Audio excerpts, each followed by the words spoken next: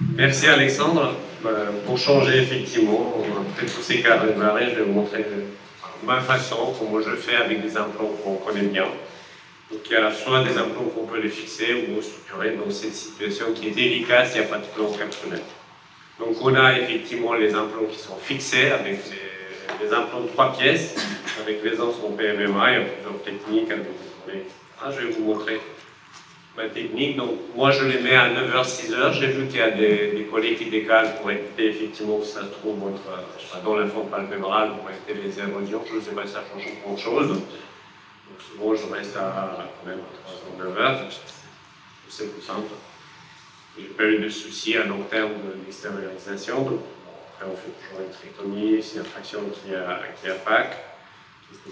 Donc là, au niveau de mes stéréotomies, il faut que je retire mes troncards. J'ai fait mes deux, je ne sais pas si vous les appelez, des poches ou des tunnels plutôt, un tunnel éclairage. J'utilise mon couteau 15, c'est un peu plus large, qui permettra aux anses de 3 pièces bien se positionner. Si vous le faites juste avec une aiguille, si vous n'êtes pas parfaitement bien, vous pouvez avoir des tics, des malpositions de votre implant avec ces anses rigides. Moi, j'aime bien de faire un tunnel qui est assez large, et après, forcément, l'implant, il se mettra comme il faut. Et une fois injecté, j'utilise des pinces adaptées pour pouvoir attraper le bout sans le tordre. Je ne vais pas hésiter pour vous montrer à peu près combien ça dure. On passe de l'autre côté.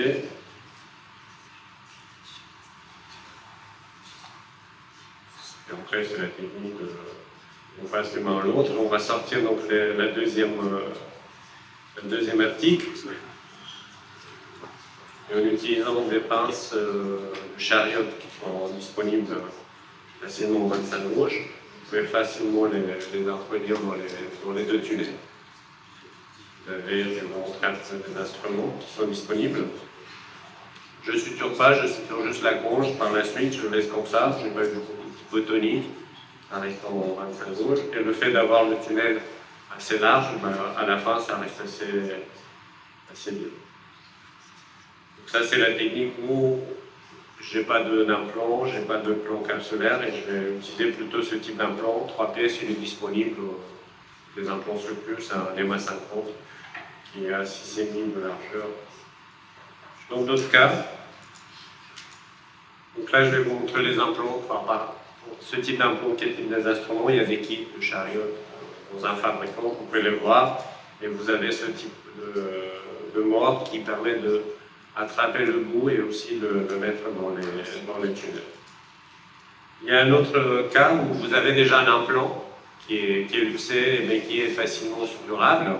Dans ce cas-là, je ne vais pas le changer pour mettre un implant laser. Je vais essayer de repêcher, utiliser le même implant s'il a la possibilité de le faire. Donc j'utilise la technique pour ne pas le modifier, où vous créez deux petites poches cornéosclérales, sont des insertions conjonctivales, vous partez au limbe et par là vous passez au fil, vous suturez votre implant et après on peut enfuir les points.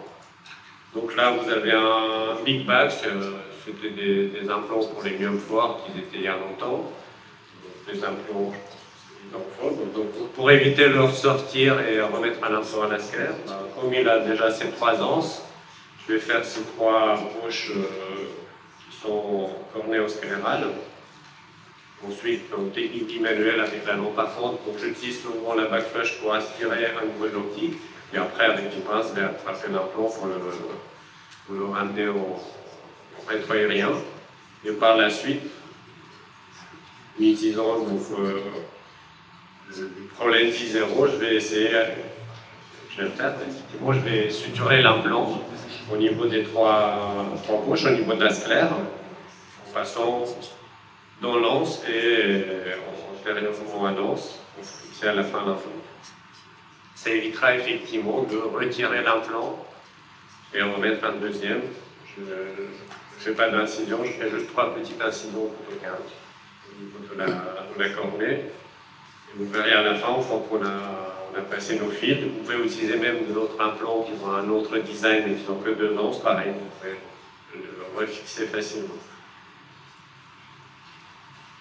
Une fois les fils passés, vous centrez votre implant, on va aller chercher les fils dans les gauche. On voit les nœuds finis, vous les confissez, il n'y a pas de suture cornéenne. Et après, comme je suis en 25 gauche dans ce cas-là, il n'y aura pas de suture sclérale. Attention, dans ce cas-là, des fois c'est long, il y a beaucoup de fils, vous pouvez vous mélanger et c'est pas toujours évident.